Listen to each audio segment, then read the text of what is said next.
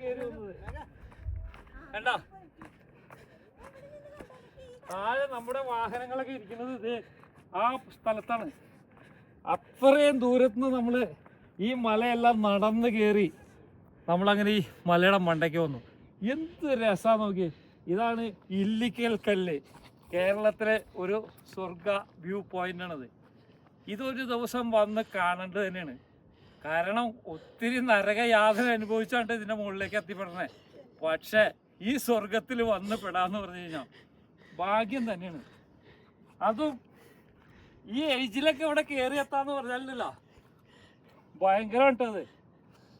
എന്ത് രസാ. അതെ ആ താഴെ ആൾക്കാർ കയറി വന്നെന്ന് കാണിച്ചു കൊടുത്ത മോനെ. കണ്ട എന്തോരം റിസ്ക് എടുത്ത ആളുകൾ കയറി വന്നി നോക്കിയേ. ഓയ് ആ വാ മക്കളെ, വാടാ വാടാ.